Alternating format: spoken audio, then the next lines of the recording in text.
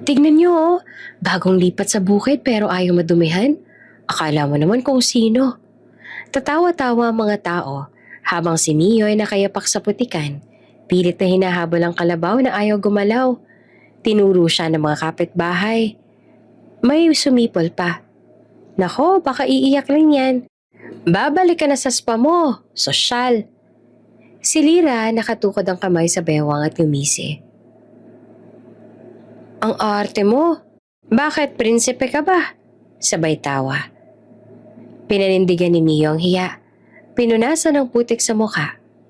Pero nang biglang may humintong itim na SUV sa gilid ng palayan, lumabas ang lalaki na kasuit, yumuko at bulong na sumigaw. Your Highness, we found you. Napatingin si Lira, namutla. Bago ka pa lang sa channel neto, ibang kwento ni Ate Jane, istorya mo, ikwento ko. Huwag kalimutang pindutin ang notification bell at subscribe button.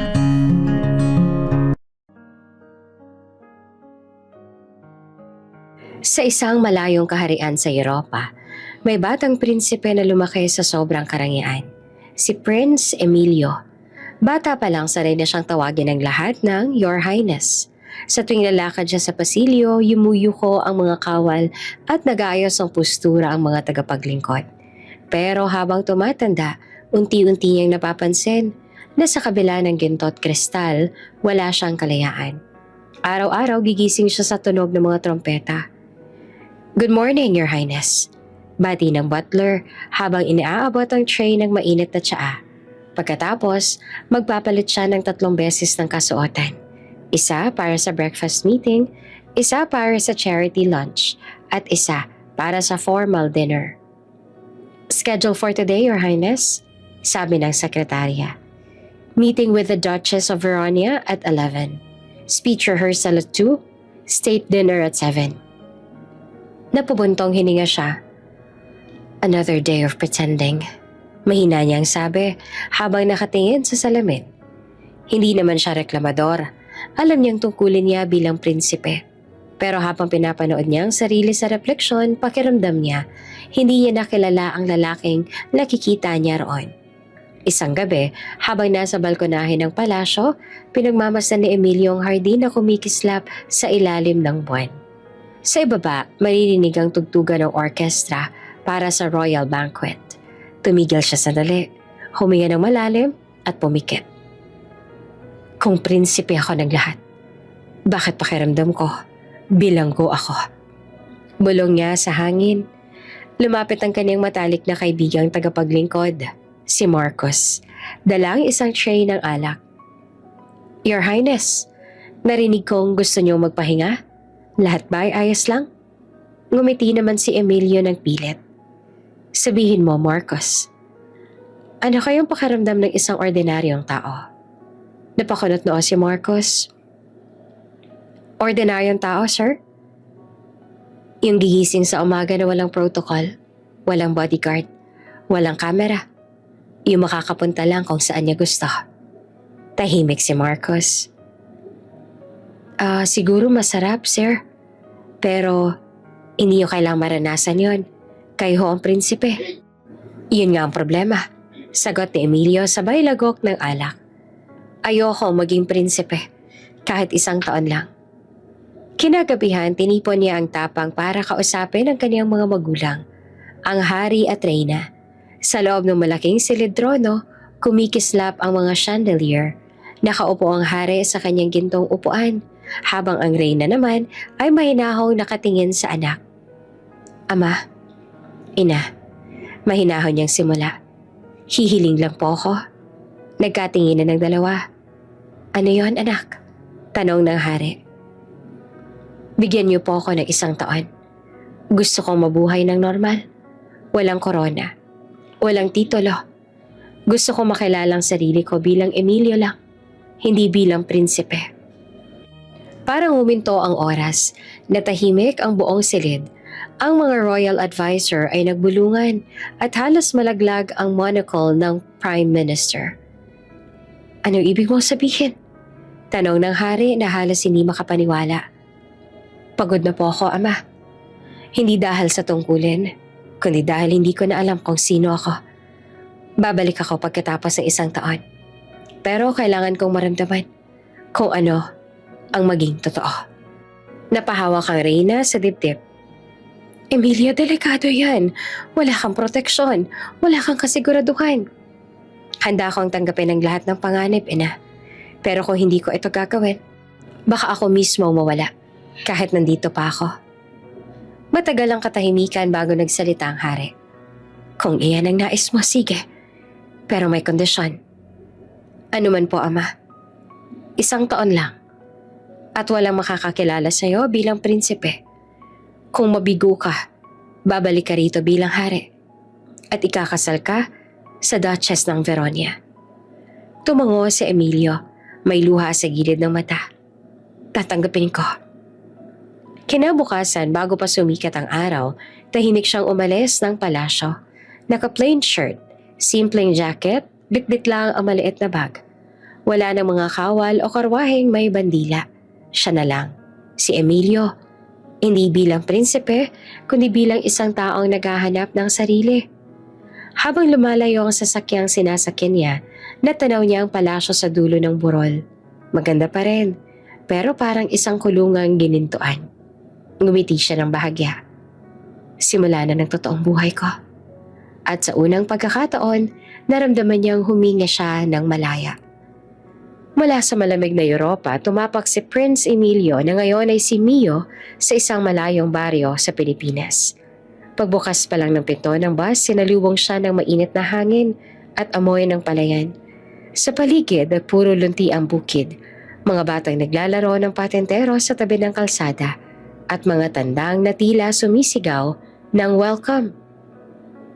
Grabe, ang tahimik. Bulong ni Mio habang binibitbit ang kaniyang lumang bag. Sanay siya sa mga matataas sa gusali at mamahaling sasakyan. Pero dito, ang tanging tunog ay hampas ng hangin sa mga dahon at halakhak ng mga bata. Naka-plain white shirt lang siya, faded na pantalon at lumang rubber shoes na binili niya sa lumang tendahan sa bayan. Pinilit niyang tinatago ang pagiging sosyal sa biglaan niyang iniwan. Pagdating niya sa baryo, tinuro ng tricycle driver ang isang bakanteng kubo sa tabing bukid. Pawid ang bubong, kawayan ng dingding, at may maliit na bintanang may kortinang bulaklakin. Diyan daw nakatira yung mag-asawang lumipat sa Maynila. Sabi ng driver, kung gusto mo, pwede kang mag-arkela, mabait ang may-ari niyan. Ngumiti naman si Mio. Sige kuya, dito na lang ako. Nang binuksan niya ang pinto, naamoy niya agad ang halong amoy ng kawayan at alikabok. Simple, malamig sa loob, at walang kahit anong ginto o kristal. Pero para kay Mio, parang palasyo pa rin. Palasyo ng kalayaan.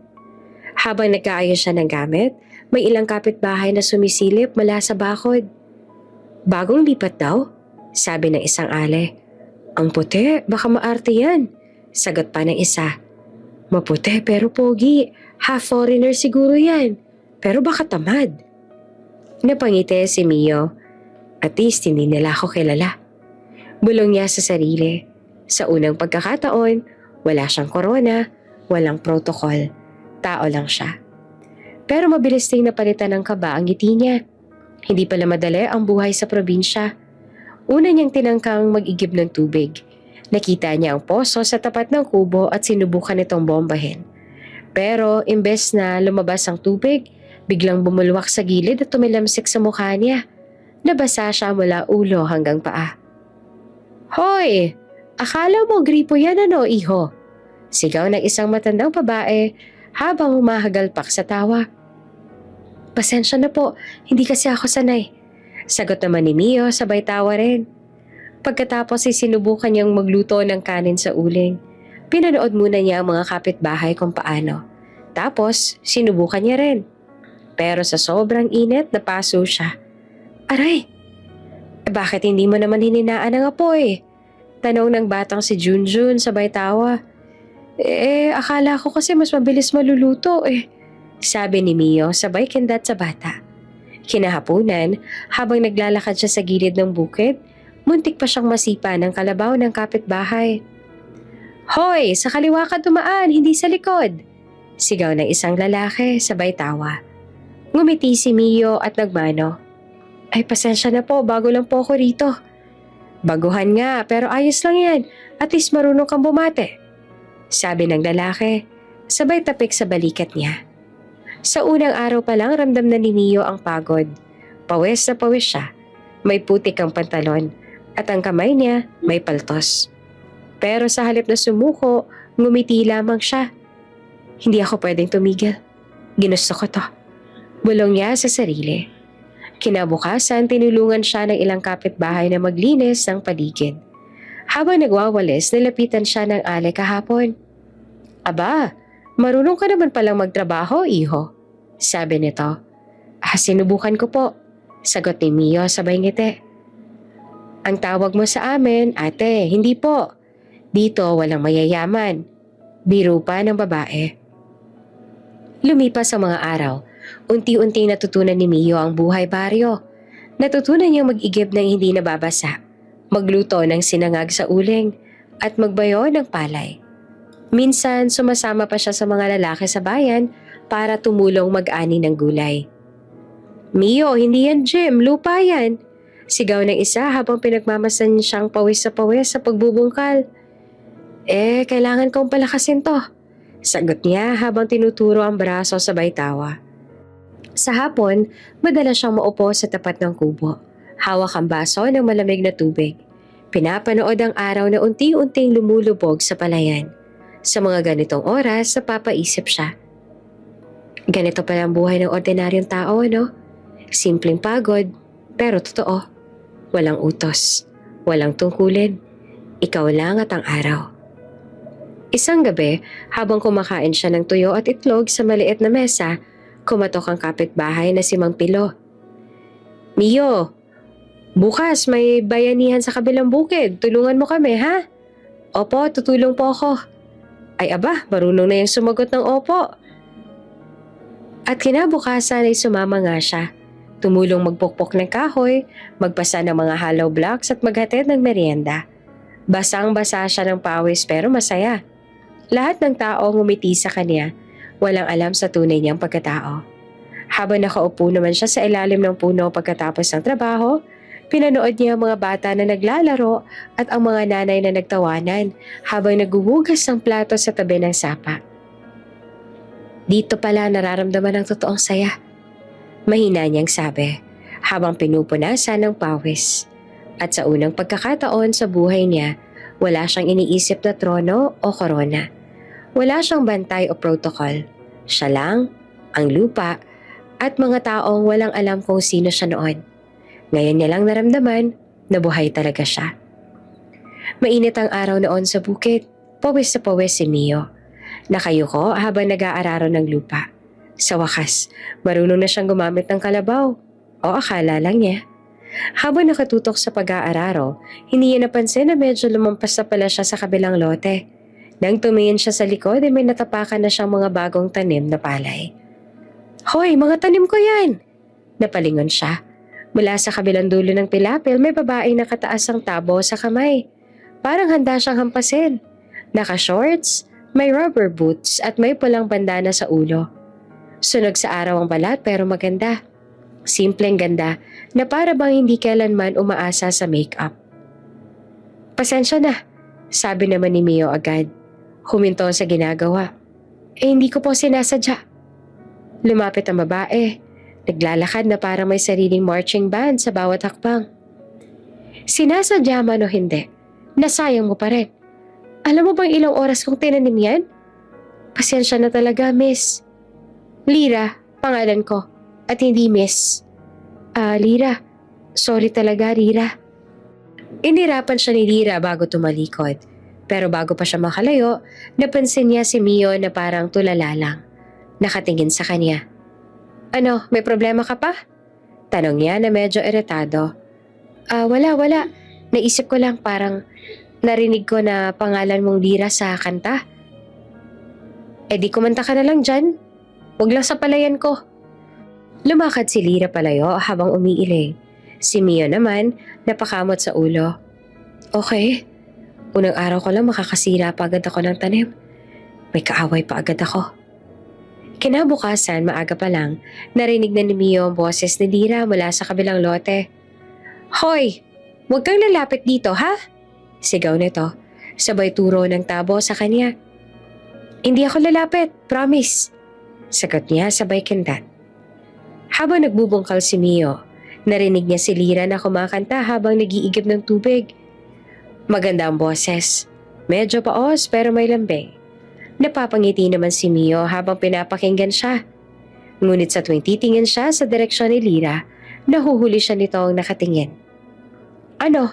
Nakatingin ka na naman? Sigaw ni Lira. Hindi. Tinitingnan ko lang kung may tumutulong ba sa palayan. Sagot niya naman agad. Ganon? Baka gusto mo tumulong dito? Baka masira mo lang ulit. Mula noon, hindi na sila magkasundo. Pero hindi na rin mapigilan ni Mio na mapalapit. Tuwing kailangan ni Lira ng tulong magbuhat ng sako, laging andun siya.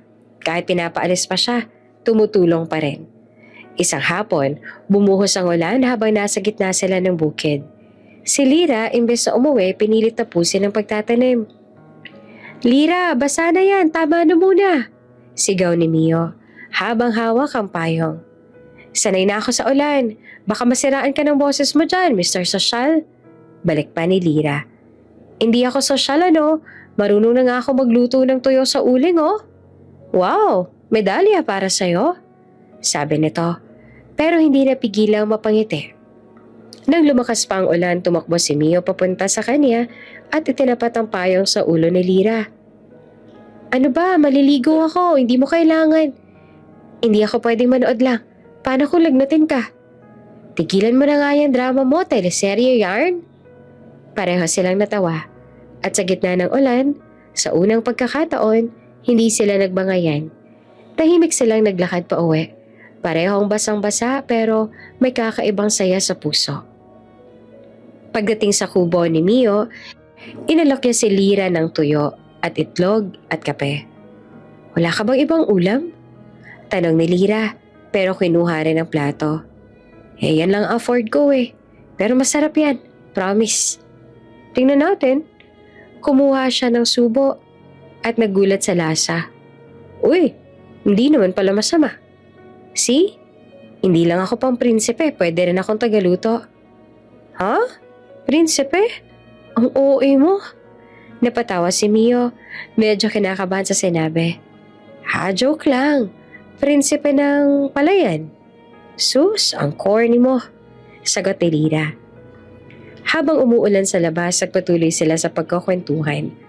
Nalaman ni Mio na lumaki si Lira sa baryo. Sanay sa hirap ng buhay. Siyang nag-aalaga sa mga lupain na tanim ng pamilya nila mula pagkabata. Walang arte, walang takot sa trabaho. Dati gusto kong umalis dito. Sabi ni Lira na nakatingin sa labas. Pero naisip ko, baka para talaga ako dito sa lupa.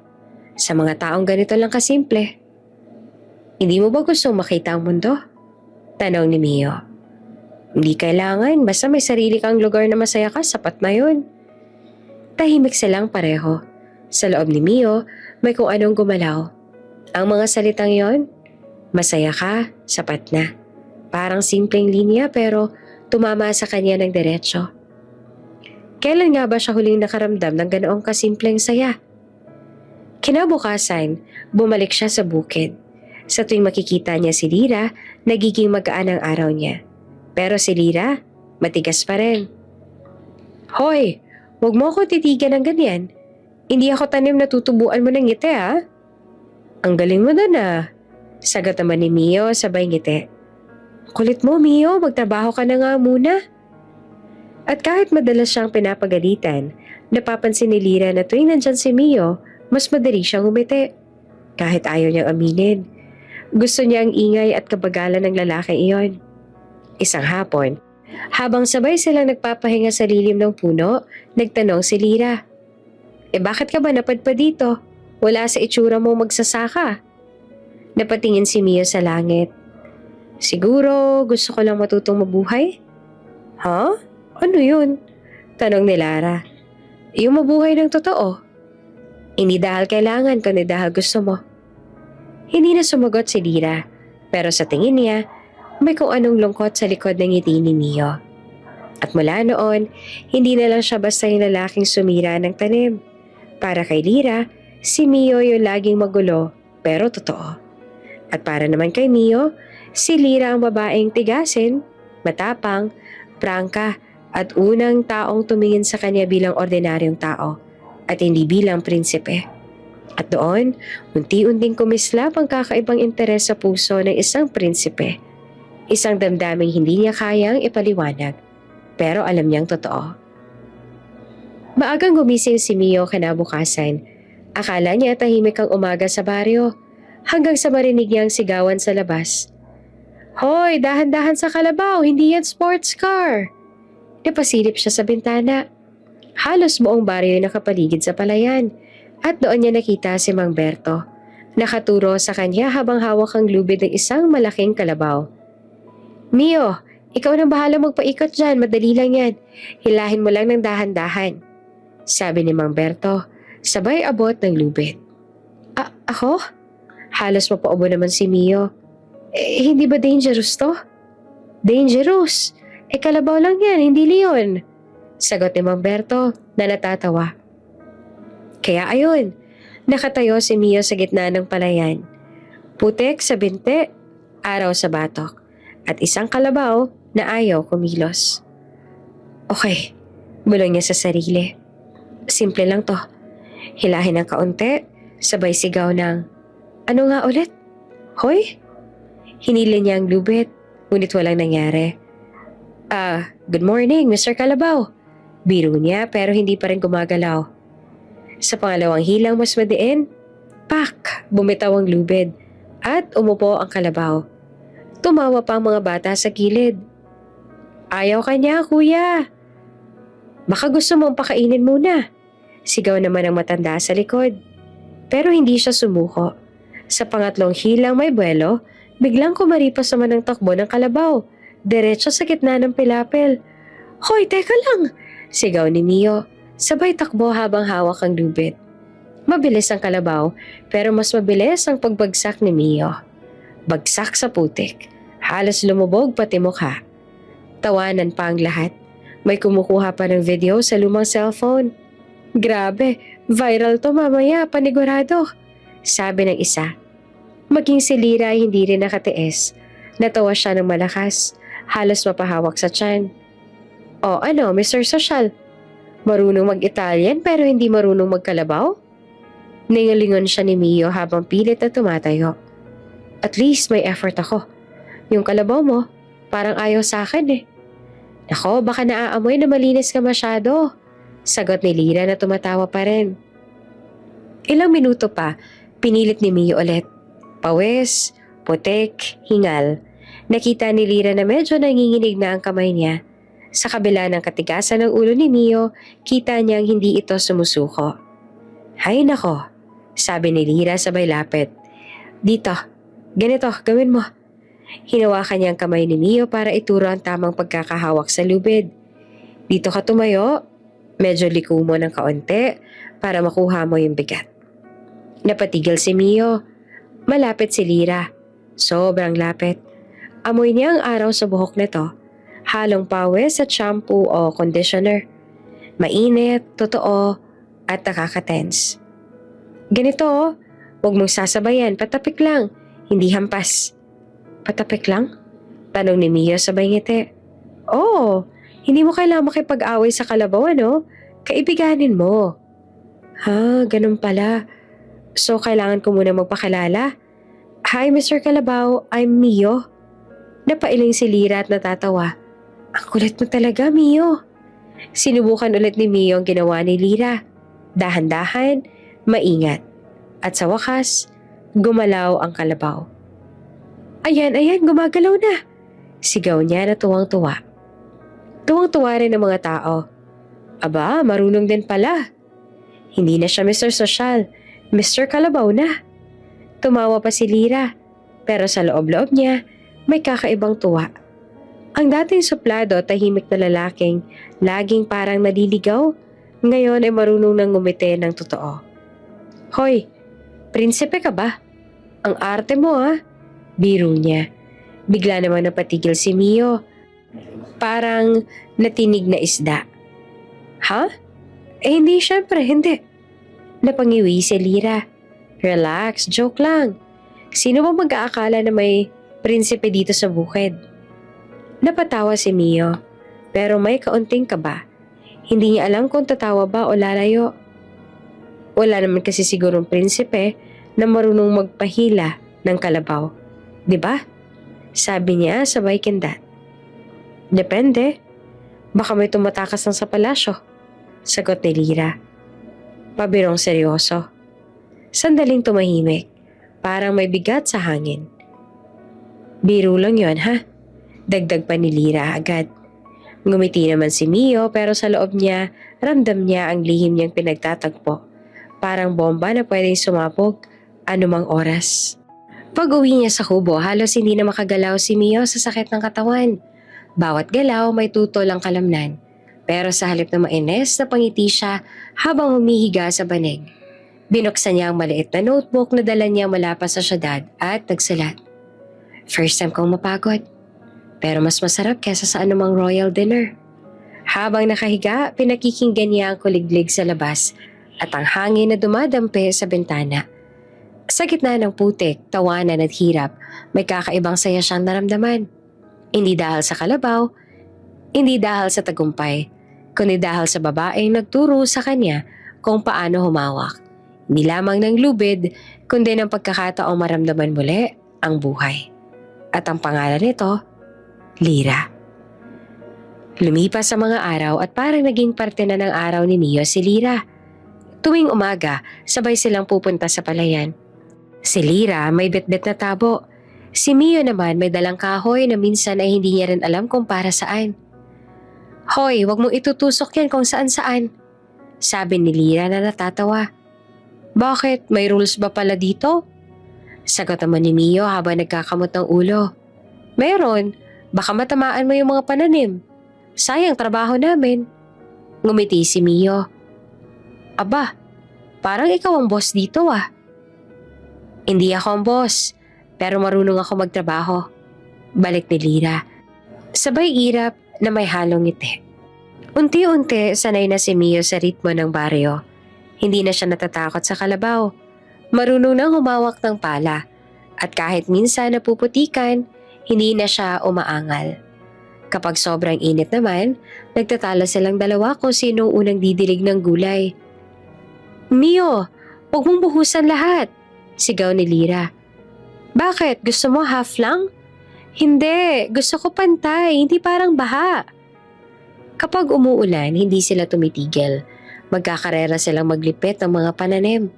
Parehong basang-basa, parehong tumatawa, parang may mga batang walang problema. Isang tanghali, sabay silang kumain sa ilalim ng puno. Dahon ng saging ang pinggan. Tuyo, itlog, kamatis at kanin na halos may buhangin pa.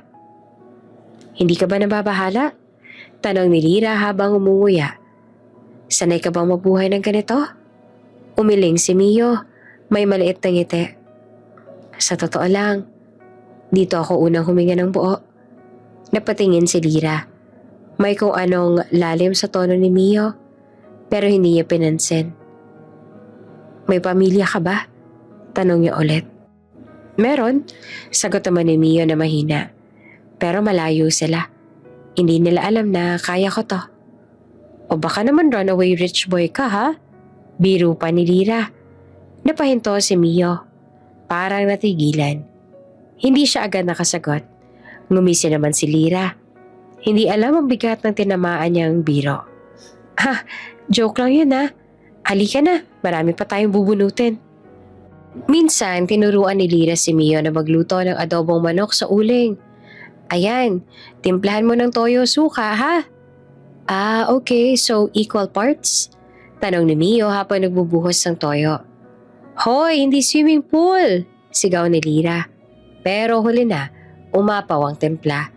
Nang ilagay sa uling, sunog ang balat, pero hilaw ang loob. Umuusok ang paligid, parang may nagkakamping sa kusina. Teka lang, pwede pa itong isalba, sabi ni Mio habang pinalo ng tabo ang usok. Hindi yan adobo, broiled disaster yan. Tawa ni Lira na halos maiyak. Sa huli, kumain pa rin sila. May halong usok, tawanan at konting ubo.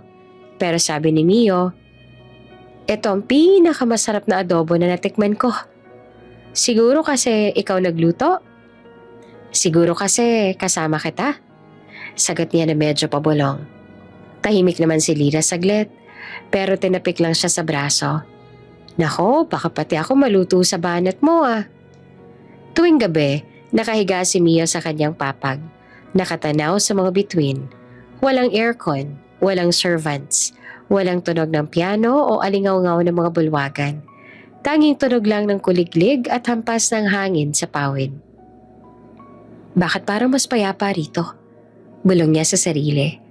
Habang nakatitig sa kalangitan, naaalala niya ang palasyo, ang malamig na marmol, ang mga nakapilang butler, at ang ngiting pilit tuwing may royal event. Pero sa baryo, kahit pagod siya, totoo ang ngiti. Isang gabi dumaan si Lira sa kubo niya, may dalang kaldero. Oh, eto may niluto si mama, tikman mo raw. Wow, thank you, sabi ni Mio na medyo nahihiya pa. Pwede bang ako na magugas mamaya? Aba, marunong ka na? Sige, pero wag mong basagin ha, plastic yan. Nagtawanan sila. Simple lang pero may lambing. Habang kumakain, nagkakwentuhan sila tungkol sa pangarap. Alam mo, gusto ko magkaroon ng sariling taniman, sabi ni Lira. Yung akin lang yung ako nagtanim, ako rin ang aani. Ngumiti si Mio. At gusto ko makita yon. Gusto ko makita kang maging masaya. Napatigil naman si Lira. Bakit? Aalis ka ba? Medyo napalunok si Mio. Hindi ko alam. Tumahimik ang paligid. Hangin lang maririnig. Saka ang kaluskos ng mga dahon. Sa mga sumunod na araw, mas naging malapit sila. Hindi man nila sabihin ng diretsyo, pareho nilang naramdaman na may kakaibang koneksyon. Tuwing nagkakatama ang mga mata nila, may ngiting hindi na kailangang ipaliwanag.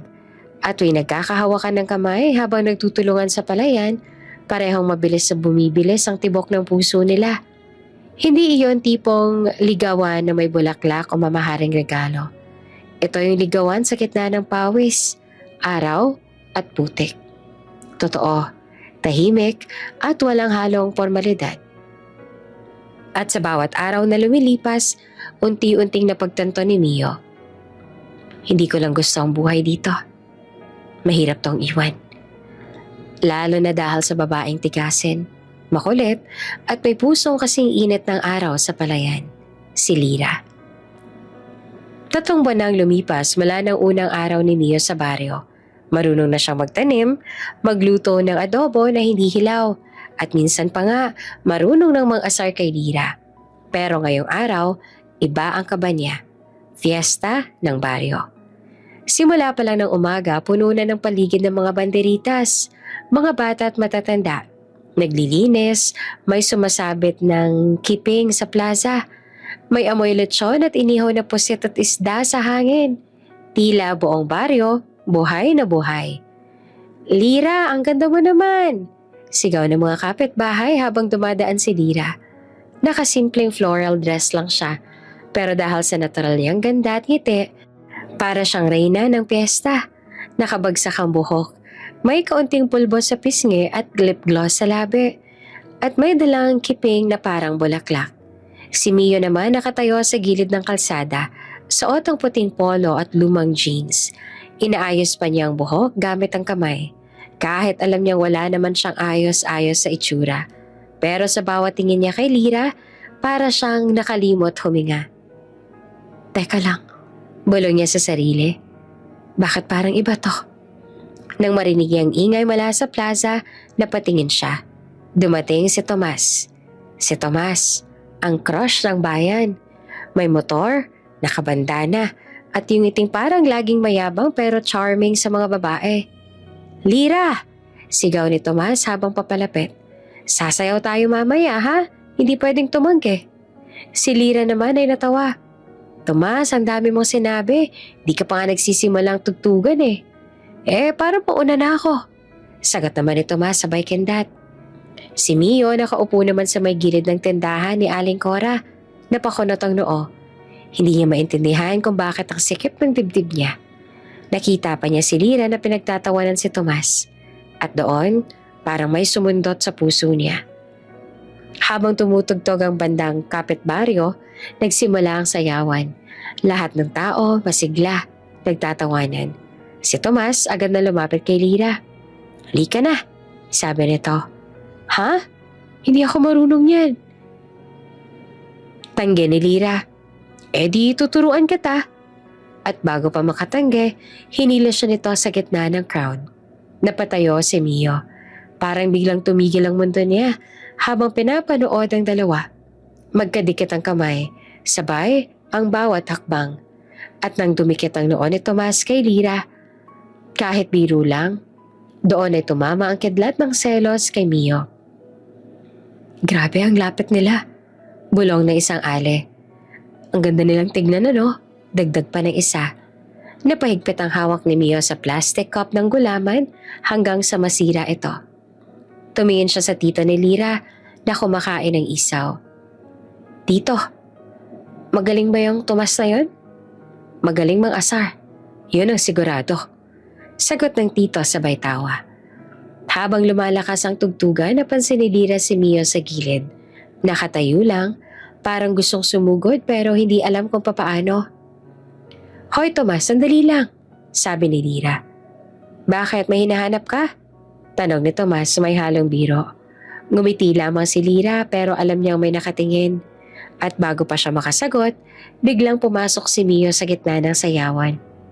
"Excuse po," sabi niya sabay abot ng kamay ni Lira. "Pwede bang kami naman?" Tahimik sandali. Tapos sabay-sabay nagkatawanan ng mga tao. "Uy, may agawan ng partner sigaw ng isa. "Love triangle to," sabi naman ng tinatilyo sa gilid. Si Lira nagulat pero natawa. "Mio, marunong ka bang sumayaw?" "Hindi talaga, pero gagawin ko kung kailangan." Sabay hawak sa kamay ni Lira at sinubukan niyang sumabay sa tugtog. Unang hakbang, nagkabanggaan. Pangalawa, natapakan niya ang sandal ni Lira. "Aray, dahan-dahan!" Tawa pa ni Lira. Pero hindi niya maiwasang mapangiti. Hanggang sa nagkabanggaan ang noo nila. Pareho silang natawa. Si Tomas sa gilid umiiling. "Ano to, teleserye?" Bulong niya sabay lakad palayo. Habang tuloy yung musika, napansin ni Lira na kahit sintonado sa galaw, seryoso si Mio. Hindi siya tumitingin sa paligid, sa kanya lang. Parang gusto niyang sabihin, "Ikaw lang ang dahilan kung bakit ako nandito." Pagkatapos ng sayawan, sabay silang lumabas sa plaza. Nasa tapat sila ng tindahan, may ilaw ng parol at amoy ng nilulutong banana cue. "Bakit mo ginawa yon?" Tanong ni Lira. Nagkibit balikat. "Hindi ko alam. Siguro kasi ayokong may ibang sumasayaw sa'yo." "Seloso ka?" Tanong ni Lira sabay ngiti. "Siguro?" Sagot niya, halos pabulong. "Kasi hindi ko kayang makita kang nakatawa sa iba." Tahimik sandali. Tapos sabay silang natawa. "Nako, baka teleserye nga to," sabi pa ni Lira. "Okay lang. Basta lang ako ba ang leading man?" Pag-uwi nila, dumaan pa sila sa may videoke contest. "Sige na, kumanta ka," sabi ni Lira na inaasar siya. "Ayoko wala akong boses," tanggi ni Mio. Ako rin nga pero ganito lang kasimple ang saya dito, kanta lang, kahit mali tono." Napaisip si Mio at kinuha ang mikropono. "Para sa'yo to," sabi niya. At sinimulan niyang kantahin. Medyo sentonado pero buong puso. "Sa puso ko, ikaw ang reyna." Tawa ng tawa ang mga tao, pati si Lira. Halos hindi na makahinga sa kakatawa. Pero habang patuloy na kumakanta si Mio, napansin niyang unti-unting tumigil si Lira sa pagtawa. Tumitingin lang ito, tahimik pero may lambing sa mga mata. At nang matapos ang kanta, sabay sigawan ng mga bata. "Yehey! Bagong love team ng baryo!" Si Lira naglakad papalapit kay Mio, may ngiti sa labi. Hindi ka marunong sumayaw, hindi ka marunong kumanta. Pero tumingin siya diretso sa mata ni Mio. Ang galing mong magparamdam. At doon habang sumasayaw ang mga ilaw ng perya at humahalimuyak ang inihaw sa hangin, alam ni Mio kung bakit kumakabog ang dibdib niya. Selos nga ang naramdaman niya. Pero hindi lang basta selos. Dahil sa puso niya, malinaw na ang sagot. Mahal niya na si Lira. Mainit ang araw na magsimula silang magtanim ng bagong palay. Pareho silang pawisan. Pawis na parang langis pero hindi alintana. Ang mahalaga sabay silang gumagalaw. Si Mio ngayon marunong nang gumamit ng asarol. Si Lira naman abala sa pag-aabot ng mga binhi. Uy, pantay ha? Sabi ni Lira. Tinuturo ang linya ng mga tanim. Hindi yan drawing contest, dapat diretso. Ngumiti naman si Mio. Sorry, prinsipe kasi ako dati. Dati akong perfectionist. Napatawa si Lira. Aba, may paprinsipe ka pang nalalaman. Dito sa baryo, ang tawag dyan, maarte. Ikaw, ganting biro ni Mio. Hindi ka naman prinsesa pero ang ganda mo. Aba, ang galing mo talagang mambola, no? Sagot naman ni Lira, pero halatang namalang pisngi. Habang tumatagal, mas nagiging magaan ang pagitan nila. Madalas silang mag-asaran. Pero sa totoo lang, doon nagsisimula ang mga ngiti. Pagkatapos ng taniman, nagpasya silang magpahinga sa may gilid ng palayan. Doon ay may malaking puno ng mangga, may upuang kawayan, at tanaw ang mga bundok habang kumakain ng saging at kape. Napatingin si Lira sa langit. Ang ganda ng ulap ano? Sabi niya. Oo, sagot ni Mio. Pero mas maganda kung may araw. Ha? Bakit? Tanong naman ni Lira. Kasi kapag umulan, hindi ko makikita ang ngiti mo. Bago pa siya makareact, bumigat bigla ang hangin. May kulog at ilang minuto lang bumuhos ang malakas na ulan. Bumuhos ang ulan bago pa man sila makauwi. Tumakbo silang pareho papunta sa lumang kubo sa gilid ng palayan. Hingal, basang-basa, pero nagtatawanan. Pagpasok nila, sabay silang huminga ng malalim. Mainit sa loob kahit malamig sa labas. Teka, basang sisiw ka na, sabi ni Lira habang kinukuha ang tuwalya at pinunasan ng buhok ni Mio. Nakatawa ito pero halatang namamangha sa kanya. Hindi ko alam kung mas malamig ang ulan o kung mas mainit ka. Biro niya. Mahina pero totoo. Napahinto naman si Lira, nanlaki mga mata. Mio? Ngunit bago pa niya natapos, hinaplas na ni Emilio ang pisngi niya. Maingat at parang baka mabasag. Hindi ko alam kung ano mangyayari bukas. Bulong niya. Pero ngayong gabi, gusto ko lang maramdaman na totoo to. Tahimik, tanging patak ng ulan at tibok ng puso nila ang naririnig. Dahan-dahan siyang lumapit hanggang sa magtagpo ang kanilang mga labi. Mahinahon, nanginginig, parang pangakong matagal nang gustong sabihin. Hindi yon halik ng laro, kundi halik ng dalawang taong matagal nang naghihintay. Lumalim ang sandali, bumagal ang paligid. Ang ulan sa labas, parang musika.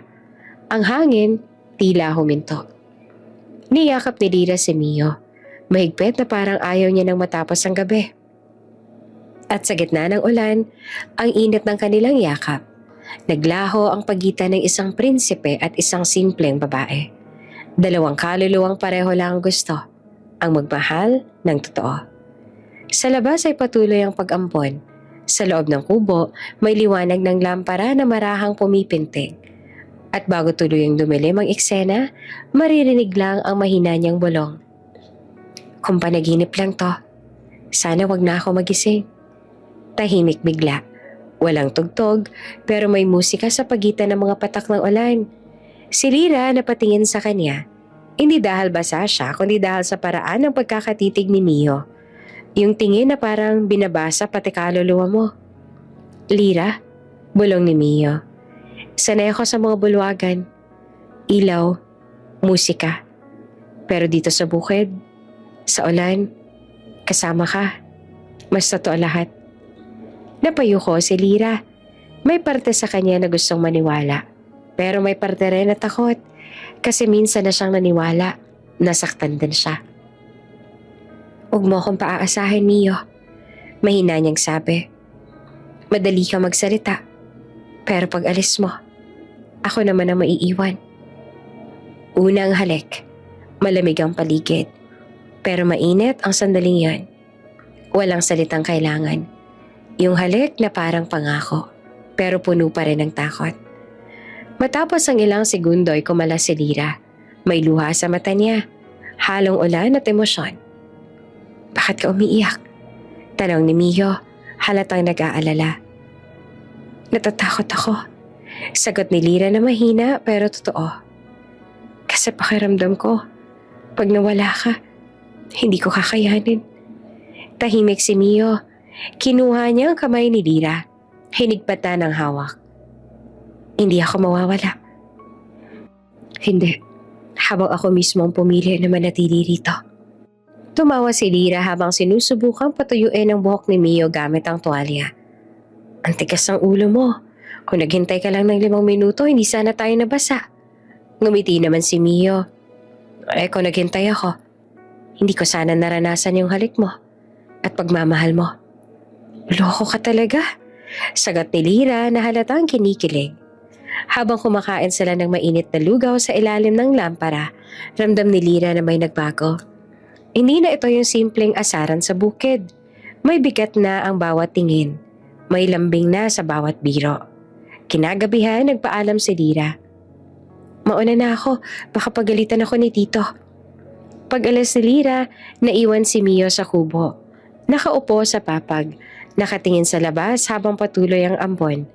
Kinuha niya ang lumang notebook at sa ilalim ng lampara, nagsulat siya. "Ngayong gabi, unang beses kong mahalikan at maramdaman ang pagmamahal at ang babaeng dahilan kung bakit ayokong bumalik sa palasyo."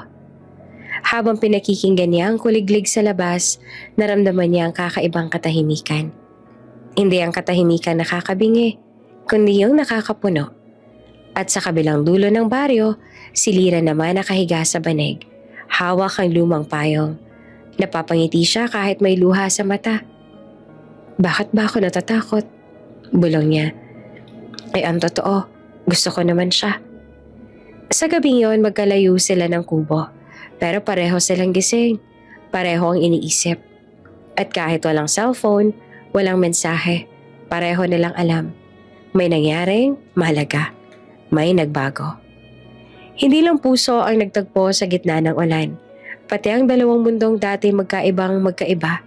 Ngayon, dahan-dahan ang nagiging isa.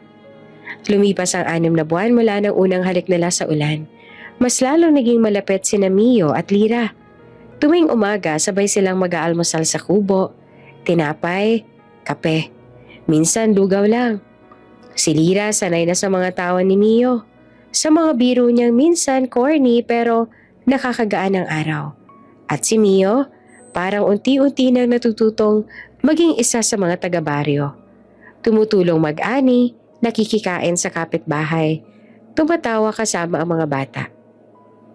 Pero nitong mga huling linggo, napapansin ni Lira ang mga malalim na buntong hininga ni Mio. Minsan habang nakatingin ito sa kalayuan, parang may kung anong hinahanap o tinatakasan. "Ang lalim ng iniisip mo," biro ni Lira minsan habang naglalaba. Ngumiti lamang si Mio. "Wala to, makagutom lang." Ngunit ramdam ni Lira na may tinatago. Isang umaga, pumunta silang magkasama sa palengke. Masaya pa noong una. Nag-aagawan sila kung sino bibili ng kamatis at nagtatawanan habang nakikipagtawaran kay Aling Baby. "Kuya, dagdagan mo naman ng 3, libre na," sabi ni Lira. "Talo ka na naman, Mio," asar niya. Kasi pag ikaw ang tumatawad, pati presyo napapababa," sagot ni Mio sabay tawa. Ngunit sa gitna ng tawanan, biglang huminto si Mio. Nanigas ang katawan. Napatingin sa dulo ng palengke. May isang lalaki na nakaitim, may earpiece at nakasombrero. Hindi siya mukhang taga roon. Maayos ang tindig, matikas at malalim ang mga mata. Tinitigan si Mio ng matagal. Nagtagpo ang mga mata nila. Parang tumigil ang paligid. Lira? Mahinang boses ni Mio. Oh, bakit? Tanang ni Lira at hindi alam kung ano nangyayari. Wala. Akala ko lang may kakilala ako. Ngumiti naman si Mio pero baka sa mukha niya ang kaba. Paglingon niyang muli, wala na ang lalaki. Pero hindi mawala sa isip ni Lira ang itsura nito. Parang may dalang masyon. Hapon na nang bumalik sila sa kubo. Habang nagluluto si Lira ng sopas, napansin niyang tahimik si Mio. Hindi na siya tulad ng dati na makulit, madaldal at laging nakangiti. Mio, may problema ba? Tanong niya habang hinahalo ang sopas. Hindi naman agad sumagot si Mio. Pagod lang ako siguro. Sagot niya sa huli. Pero habang kumukuha ng plato, nahulog mula sa mesa ang cellphone ni Mio. Luma ito, pero malinaw ang screen. 29 missed calls. Royal private line. Napatigil si Lira. Tinitigan niya ang phone. Tapos si Mio. Mio, ano to? Agad na pinulot ni Mio at pinatay ang cellphone. Wala to. Mali lang yan. Mali? Royal private line? Ano ibig sabihin nun? Tahimik. Tanging lagitik ng ulan sa labas ang maririnig. Lira, huminga ng malalim si Mio. Hindi mo kailangang malaman ang lahat. Hindi dahil sa ayaw ko magsabi pero dahil baka masaktan ka. Teka, ano bang ibig mo sabihin? Sino ka ba talaga? Hindi agad sumagot si Mio. Tinakpan niya ang kamay ng noo niya. Parang sinusubukang hanapin ang tamang salita. Hindi ako sinungaling, Lira. Pero hindi rin ako totoo sa lahat ng bagay. Teka, hindi kita maintindihan. Ang totoo, tumingin siya sa labas ng bintana. Hindi ako dapat nandito. Lumapit si Lira. Mahina ang tinig. Kung aalis ka, sabihin mo lang. Huwag mo gawing palaisipan. Hindi ko kayang umalis. Pero baka mapilitan ako. Sagot ni Mio na halos pabulong. Kinagabihan, hindi sila halos nag-usap. Si Lira tahimik lang sa tabi habang tinatapos ang niluluto. Si Mio naman panay tingin sa bintana, parang may hinihintay. Hangin lang ang pumapasok. Malamig, dala ng ulan. Sa labas, bumuhos pa lalo ang ulan. Pero ngayong gabi, hindi na masaya ang tunog nito. May dala na itong pangamba. Maagang gumising si Lira kinabukasan. Katulad ng dati, tinimplahan niya ng kape si Mio habang inaayos sila ang mga dayaming tuyo sa harap ng kubo. Tahimik lang silang dalawa. Hindi pa rin sila gaano nag-uusap. Simula nung gabi na dumating ang mga lalaki na kaitim. Ang daming dayami sabi ni Lira na pilit pinapagaan ang boses. Mas mabuti ng pagod sa trabaho kaysa pagod sa isip. Sagot naman ni Mio na nakangiti pero halatang pilit. Tama si Lira sa hinala niya. May iniisip pa rin si Mio. Habang nakangiti ito, baka sa mata niya ang bigat. Pero pinili ni Lira na wag munang magtanong. Gusto lang niyang maramdaman ulit ang katahimikan nila kahit sandali. Habang nakayuko silang dalawa, biglang may tumakbong batang lalaki mula sa kanto ng kalsada. Uy, manood kayo! Sigaw nito. Hingal na hingal. May balita sa TV. Royal News daw. Agad na nagkumpulan ng mga taga-baryo sa tindahan ni Aling Baby. May cellphone na nakapatong sa mesa, naka-loudspeaker at may nakasaksak na maliit na antena. Lahat nakapalibot, abot hanggang kalsada. Si Lira napilitang sumama. Si Mia naman na natili sa likod, parang ayaw lumapit. Sandali, pakinggan natin, sabi ni Mang Piping habang hinihinaan ng ingay. At doon, lumabas sa screen ang isang magarang reporter, blonde, nakatayo sa harap ng malaking palasyo. Breaking news. Official announcement from the Royal Palace. Prince Emilio de la Vega is now officially engaged to Duchess Veronica von Brecht. The royal wedding will be held next month in Carvillon. Tahimik. Walang nagsalita sa baryo. Tanging tunog ng hangin at huni ng manok sa di kalayuan ang maririnig. Si Lira, unti-unting napalingon kay Mio. Prince Emilio. Bulong niya na mahina pero nanginginig. Si Mio ay nakayuko, hindi siya makatingin. Tila bawat patak ng ulan kagabi, bumabalik sa isip niya ngayon. Lahat ng pangakong binitiwan niya, lahat ng tawang pinilit niyang maging totoo. Sabihin mo na hindi ikaw yon. Pakiusap ni Lyra. Halos hindi lumalabas ang boses. Tahimik. Walang lumabas sa salita sa bibig ni Mio. At minsan, mas matindi pa sa sigaw ang katahimikan. Dahan-dahan umatras si Lyra. Bakit mo to ginawa sa akin? Ang tinig niya ay nagbibiyak. Pinaglalaroan mo ba ako? Mahal kita. Sagot ni Mio na nanginginig din ng tinig. Hindi ko pinili to, Lyra. Hindi ko pinili yung buhay na yon. Ikaw ang pinipili ko. Pinili mo. Pero kanina sa balita may iba kang pakakasalan. Pero hindi ko siya mahal. Kasunduan yun ng pamilya namin. Para sa politika. Sa pangalan. Ako, Mio. Putol ni Lyra. Luha nang lumalabas sa mata. Anong tawag mo sa atin? Kwento? Pahinga mo ba ako bago bumalik sa mundo mo? Hindi makasagot si Mio. Sinubukan niyang hawakan ang kamay ni Lyra pero umatras ito.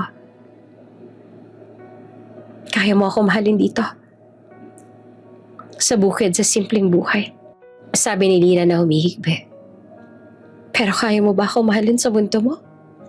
Yung may mga palasyo, kamera, at tahong huhusga sa akin? Tumango si Mio, pero walang kumpiyansa. Oo. Hindi ako naniniwala. Bulong ni Lyra. Natahimik silang dalawa. Sa paligid, unti-unting nagsialisa ng mga taga-baryo. May ilan na nagbulungan. May ilan pa na napapailing. Si Mio pala yun. Prinsipe. Grabe, parang teleserye. Sayang si Lyra, mabait pa naman. Naririnig ni Lyra ang lahat. Parang bawat bulong, tinutusok siya. Lyra, tawag ni Mio pero hindi siya lumingon. Hindi mo kailang ipaliwanag. Sabi niya habang pinupunasan ng luha. Kasi kahit anong paliwanag mo, totoo na yung nakita ko. Lumapit si Mio na desperado. Lyra, makinig ka. Hindi ako babalik. Wala akong balak magpakasal sa kanya. Ikaw ang gusto ko. Pero Mio, sagot ni Lyra na umiiling. Hindi mo kontrolado ang buhay ko. Sa pamilya mong ganyan, silang nasusunod. At ako? Sino ba ako sa kanila? Humakbang si Lyra paatras. Hindi kita kinamuhian, Mio. Pero hindi ko rin kayang lumaban sa mundo mo. Tumingin siya sa langit. Makulimlim ulit. Parang uulan. Baka ito na talaga yung sinasabi mong tadhana. Mahina niyang sabi. Tama ang panahon. Pero mali ang pagkakataon. Niyakap siya ni Mio. Mahigpit at parang ayaw ng pakawalan. Lyra, pakinggan mo ako. Magagawan ko ng paraan to. Babalik lang ako sandali para ayusin ang lahat. Pagkatapos nun, babalik ako sa'yo. Hindi na sumagot si Lyra. Hinayaan niyang yakapin siya ni Mio. Pero wala nang init sa loob niya. Napalitan ng takot. Pagbitaw ni Mio, tumingin siya sa kanya. Babalik ako, Lyra. Pangako. Ngumiti naman si Lyra ng mahina. Ang pangako, Mio. Minsan, yan ang pinakamagandang kasinungalingan. At dahan-dahan na siyang lumayo. Hawak pa rin ang puso niyang basag. Si Mio naiwan sa gitna ng kalsada. Habang ang mga tao ay naglalakad palayo, nagsisimula ng umulan. Ngunit ngayong umuulan, hindi tulad ng dati wala ng kilig, wala ng lambing. Ulan na lang talaga. Ulan na may dalang pamamaalam. Mag-aalas 9 na ng gabi, tahimik ang buong baryo. Tanging tunog ng ulan sa bubong at alingas-ngas ng hangin ang maririnig. Sa ilalim ng madilim na langit, isang lalaking basang-basa ang naglalakad sa pilapil. Halos hindi makita ang daan dahil sa putik. Si Mio. Wala siyang dalang payong. Wala ring sapatos. Nalubog kanina sa putikan pero hindi niya napinansin. Ang tanging nasa isip niya lang ay makarating sa kubo ni Lyra. Lyra, Mahinang bulong niya habang humihinga. Kailangan kong ipaliwanag. Nang marating niya ang kubo, kumalabog ang puso niya. Sa loob ay may mahinang ilaw mula sa lamparang de gas. Nakaupo si Lyra sa papag, yakap ang tuhod. Basang-basa rin ng luha ang pisngi, parang nilamig ng buong mundo. Dahan-dahan niyang binuksan ang pinto. Kumalansing ito. Lyra. Mahina at halos pabulong. Hindi naman tumingin si Lyra. Umalis ka. Mahina niyang sabi. Ayoko marinig ang kahit na ano. Please, pakinggan mo muna ako. Pakiusap ni Mio. Tumutulo ang tubig sa buhok. Dumadaloy sa mukha kasama ng luha. Lumapit siya, dahan-dahan, hanggang nasa harap na siya ni Lyra. Totoo, ako si Prince Emilio. Sabi niya na halos pabulong. Parang tinatabunan ng patak ng ulan. Pero Lyra, hindi ko ginusto yun. Hindi ko pinili ang buhay na yun. Ikaw ang pinili ko. Si Lyra ay dahan-dahang tumingin. Mapula ang mata, nanginginig ang labi. Kung ako ang pinili mo, bakit hindi mo sinabi? Sabi niya na nanginginig ang boses. Bakit hinayaan mong mahalin kita ng totoo? Habang ikaw may ibang mundong naghihintay sa'yo. Hindi naman agad nakasagot si Mio. Tumingin lang siya sa sahig. Hinigpitan ng kamao. Dahil natakot ako. Mahinang sagot niya. Natakot ako mawala ka pag nalaman mo. Tumayo si Lyra. Anong tawag mo dito ngayon, Mio? Hindi ba pagkawala rin to? Mas masakit pa nga eh. Kasi, pinaniwala mo kung isa lang akong babae sa baryo na pwede mong piliin kahit sandali. Hindi ganon. Halos pasigaw si Mio. Lyra, lahat ng ginawa ko, lahat ng sandaling kasama kita, totoo yun. Hindi ko ginawang laro to. Pero nagsinungaling ka pa rin. Sagot ni Lyra. Tinig na may halong pagod at sakit. Hindi mo pa alam kung gaano kahirap magmahal ng taong hindi mo lubos kilala? Tahimik. Tanging ulan ang tumutunog. Sa labas ay naririnig ang kulog. Lumapit si Mio. Hinawakan ang kamay ni Lyra. Patawarin mo ako. Gagawin ko ang lahat. Kahit iwan ko yung palasyo. Kahit wala akong titulo. Basta't kasama kita. Napalunok si Lyra. Madaling sabihin yan, Mio. Pero pag nawala ka sa mundo mo, sino ka pa? Bago siya makasagot ay biglang sumabog ang ilaw mula sa labas. Headlights ang sasakyan. Itim na SUV, dumating sa tapat ng kubo. Nagulat silang dalawa. May bumabang lalaki na kaitim na suit.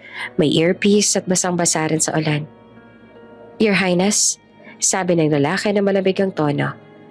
You need to come with us, now. Napaatras si Mio. No, hindi pa tapos to. Orders from the palace, sir.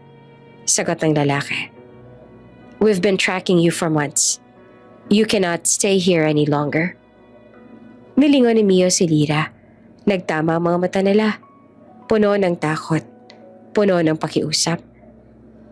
Hindi ako aalis. Mariing sabi ni Mio. Hindi ko siya iiwan. Pero dumating pa ang dalawang security mula sa kabilang pinto. Hinawakan siya sa braso. Sir, don't make this harder, please. Nagpumiglas si Mio. Let me go! Lyra! Lumapit si Lyra pero pinigilan siya ng takot.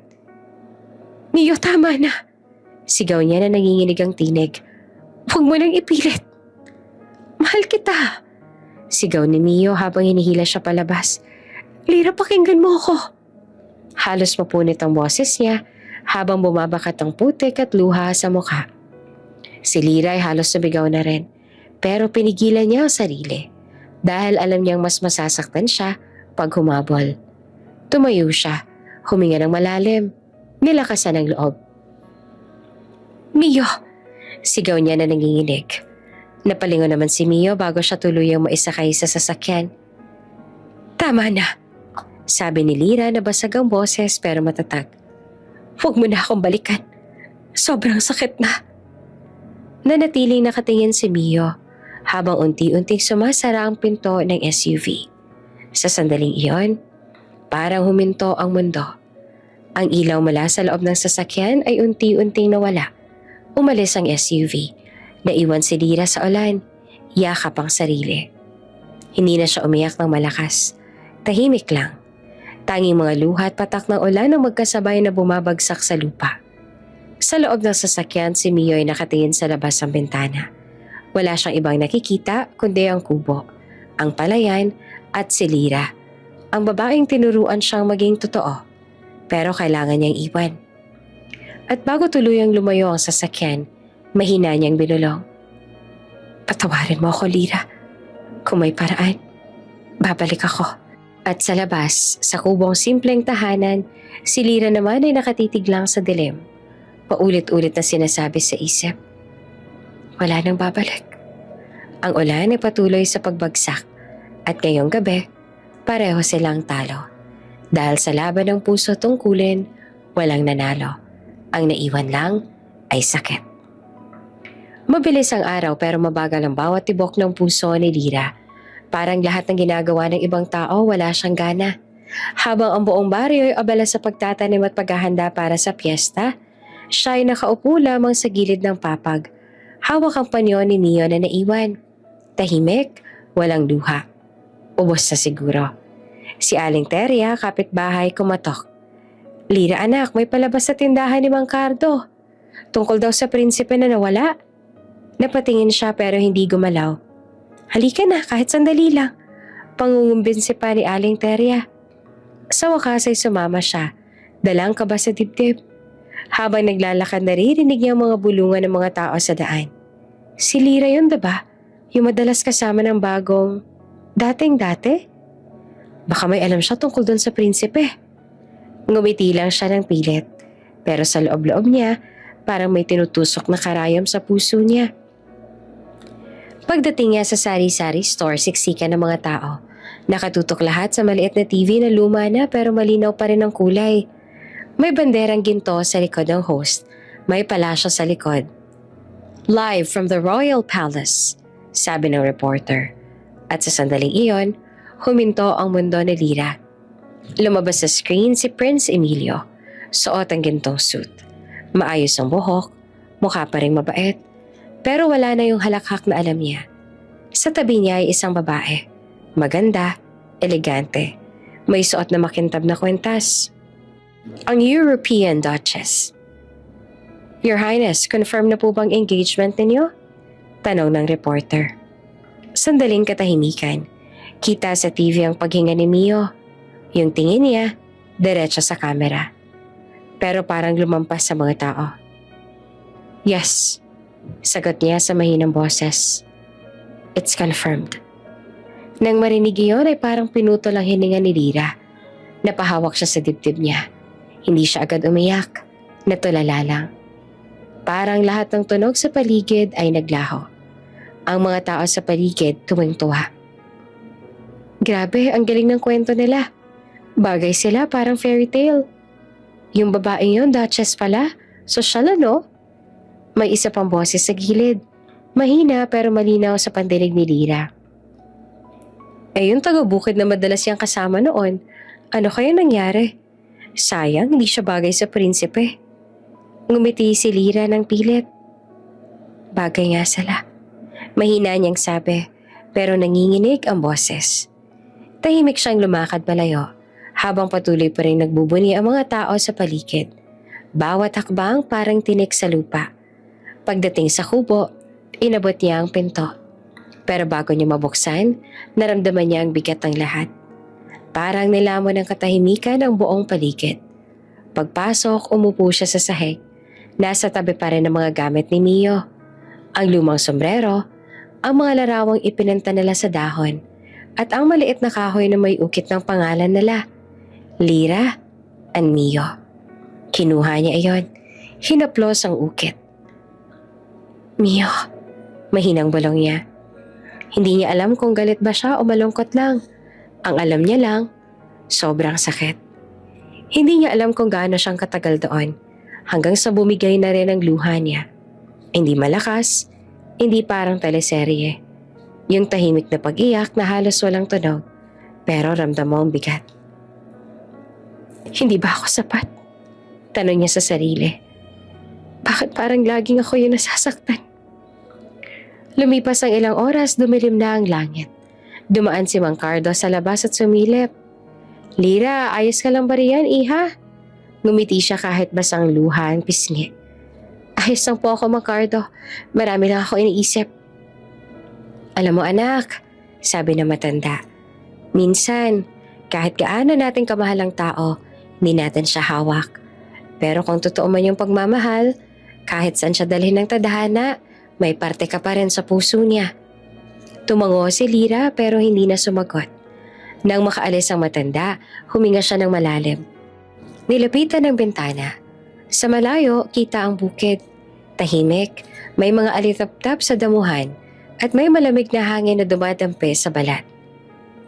Kung totoo nga ang sabi nila, Mio, mahinang sabi niya. Sana, kahit sa piling ng ibang mundo, maalala mo pa rin ako. At doon, sa gitna ng katahimikan, tinanggap ni Lira na minsan, kahit gaanong kaganda ang simula, hindi lahat ng kwento tinutuloy ng tadhana. Pero ang puso, kahit nasugatan, hindi pa rin marunong sumuko. Tahimik ang gabi. Ang mga kuliglig lang maririnig sa paligid habang si Lira ay nakaupo sa papag. Nag-aayos ang mga pinatuyong dahon na dati nilang ginagawang palamuti sa kubo. Ilang araw na siyang ganito. Walang iniisip kundi kung saan siya nagkulang. Hanggang sa may marahang kumatok. 3 beses. Mabagal. Mahinahon. Akala niya kapitbahay lang. Pero pagdungaw niya sa bintana, halos mapatigil ang paghinga niya. Isang babaeng nakaputing bestida. May mahabang buhok at perla sa tenga. May aura ng dignidad. Mahinahon pero matatag. At sa sandaling iyon nakilala niya agad. Ang Reyna. Ang ina ni Emilio. Napaatras siya. Hindi niya alam kung luluhod ba siya o tatakbo. Pero bago pa siya makagalaw, nagsalita ang Reyna. Kalmado pero malambing. Hindi ako nandito bilang Reyna. Nandito ako bilang ina. Dahan-dahan siyang lumapit at pumasok sa kubo. Tahimik ang paligid. Ang apoy sa lampara, marahang sumasayaw sa pagitan nila. Upo po kayo. Alok ni Lira na nanginginig pa ang kamay. Ngumiti ang Reyna. Salamat, iha. Sandaling katahimikan. Ramdam ni Lira ang bigat ng bawat paghinga ng bisita. Alam kong mahal mo ang anak ko. Mahinang sabi ng Reyna. Kita ko sa mga mata mo. At higit sa lahat, nakita ko rin sa kanya. Napatungo si Lira. Ngunit, dagdag ng Reyna. May mga bagay sa mundo na hindi pwedeng piliin kahit ang puso. Bakit po? Dahil mahirap ako? Halos bulong ni Lira. Dahil isa lang akong taga-bukid. Hindi sumagot agad ang Reyna. Sa halip, tumayo siya at lumapit. Hinawakan ng kamay ni Lira. Hindi anak. Hindi ganun kasimple. Hindi kita minamaliit. Pero may responsibilidad siyang hindi niya pwedeng takbuhan. Ang buhay ng libo-libong tao. Ang pangalan ng bansa nakasalalay sa kanya. Tuluyan na napaiyak si Lira. Pero paano naman po ako? Paano naman kami? Malambing naman ang tinig ni Reyna. Minsan, ang tunay na pagmamahal, hindi yung pinipilit mong makasama siya, kundi yung kaya mong bitawan, kahit na masakit. Tumulo ang luha sa pisngi ni Lira, isa-isa hanggang sa bumigay na rin ang tinig niya. Kung totoo man ang pagmamahal niya sa akin, bakit kailangan kong pakawalan? Dahil kung pipilitin mo siyang manatili dito anak, sabi ni Reyna, hindi siya magiging payapa. At kahit ikaw, masasaktan ka lang. Ilang sandali silang parehong tahimik. Ang lampara lang ang maririnig. Tumutunog ang salamin sa hangin. Hinawakan mo rin ni Reyna ang kamay ni Lira. Mahigpit pero magaan. Salamat. Dahil minahal mo siya ng totoo. Hindi bilang prinsipe, kundi bilang tao. Tumayo ang Reyna. Marahang inayos ang bestida. Hindi ko alam kung magtatagpo pa kayo. Pero sana tandaan mo, hindi mawawala ang bahagi mo sa puso niya. Paglabas ito sa kubo, sandaling huminto si Lira.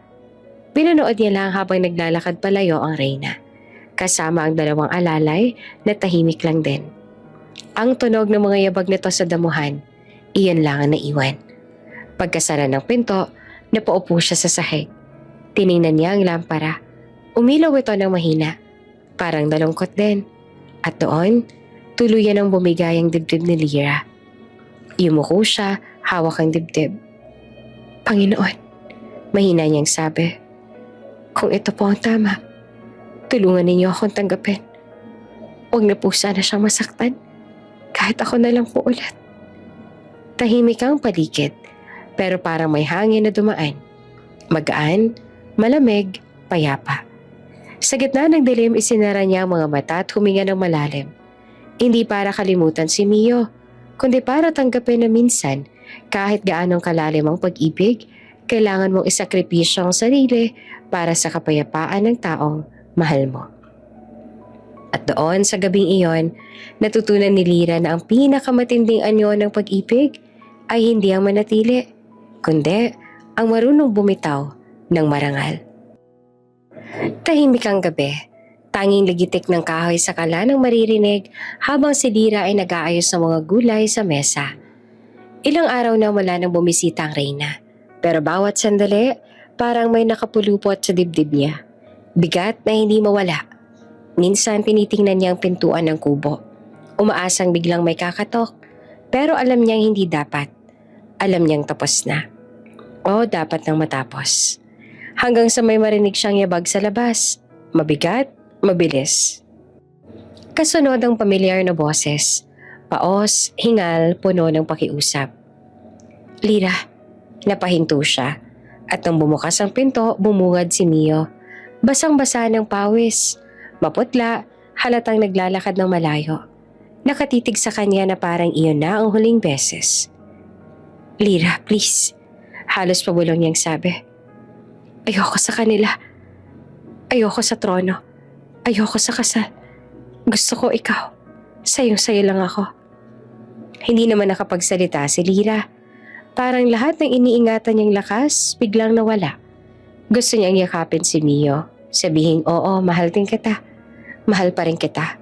Pero sa isip niya, naroon pa rin ang tinig ng Reyna. Kung tunay mo siyang mahal, pakawalan mo siya.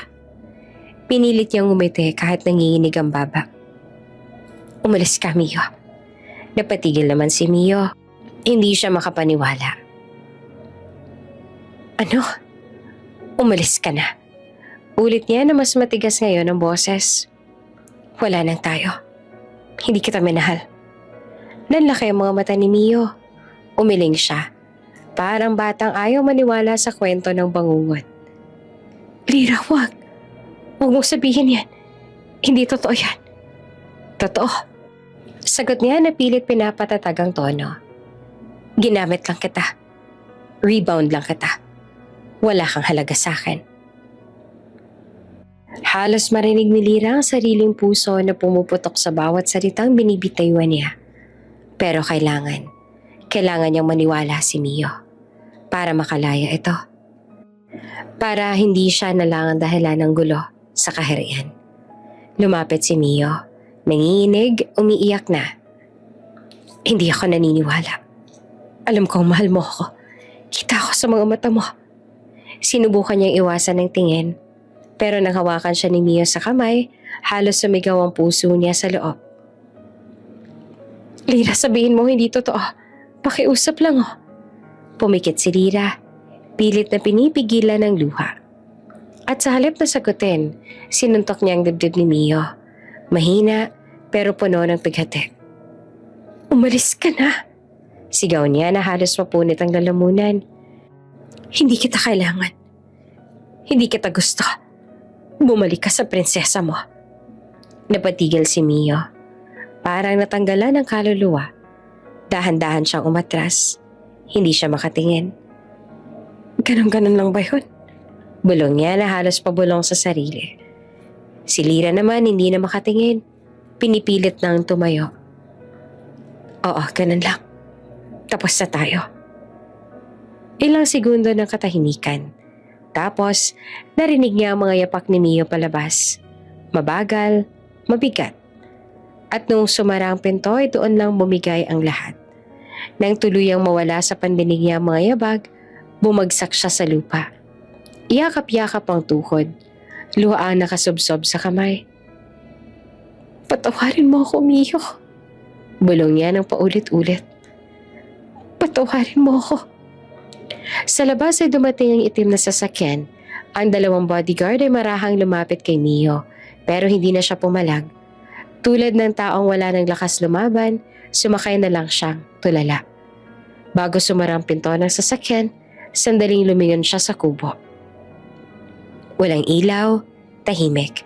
Pero alam niyang andun pa rin si Lyra. Umiiyak, nakatulad niya. Pag-andar ng sasakyan, napapikit siya. At sa loob ng kotse, huminga ng malalim. Bumulong siya sa sarili. Kung totoo man ang sinabi mo, Lyra, sana mali ka. Samantalang sa loob naman ng kubo, si Lyra ay nakayuko pa rin. Yakap ang lumang tela na dati ginagamit ni Mio sa pagsasaka. Basang-basa ng luha. Hindi ako nagsinungaling. Bulong niya sa sarili. Mahal kita. Pero kailangan kong maging masama para maging malaya ka. At sa gabing iyon, 2 pusong sabay na nabasag. Isa sa palasyo, isa sa bukid. Parehong totoo ang pagmamahal, pero parehong kailangang magsinungaling para sa kabutihan ng isa't isa. Sa labas ay tahimik ang paligid. Walang ulan, walang hangin. Pero ang katahimikan mismo ay parang nagluluksa. At ang kubo ni Lyra na dating tahanan ng tawanan at pangarap, ngayon ay naging libingan ng pag-ibig na kailangang isakripisyo. Mabilis ang paglipas sa mga araw, pero sa bawat pagising ni Lyra, pakiramdam niya ay mabigat ang katawan. Parang may kakaiba sa loob niya. Madalas siyang mahilo. Minsan sa gitna ng paglalaba, bigla na lang siyang mapapaupo, hinihingal. Hindi niya agad pinansin. Baka pagod lang, sabi niya sa sarili. Sanay naman siya magtrabaho buong araw. Sanay sa hirap. Pero nang hindi na siya dinatna ng buwan ng bisita at araw-araw ay mas lalong lumalakas ang pagsusuka, nagsimulang mabuo sa isip niya ang kinatatakutang posibilidad. Isang umaga habang nasa palayan, napaluhod siya sa gitna ng putik. Hindi niya nakita ang araw. Tanging mga kamay ng mga kapitbahay na nagmamadaling sumalo sa kanya. Lyra, hoy, ayos ka lang? Mahina niyang sagot. Nahilo lang ako. Pero hindi na siya pinayagang magtrabaho. Dinala siya sa health center ng baryo. Tahimik sa loob ng maliit na silid. May amoy ng alkohol, tunog ng lumang ventilador at sa tabi niya, isang midwife na may mabait na mata. Sige, Lyra, higa ka muna. Titingnan natin kung bakit ka nahihilo. Sabi ng babae. Nanginginig ang kamay ni Lyra habang inaayos ang laylayan ng damit niya. Hindi siya sanay sa ganitong lugar, sa ganitong atensyon. Ang tanging gusto lang niya noon ay matapos ang araw, makauwi at makalimot. Ngunit nang marinig niya ang mahinang tunog ng makina, parang huminto ang mundo.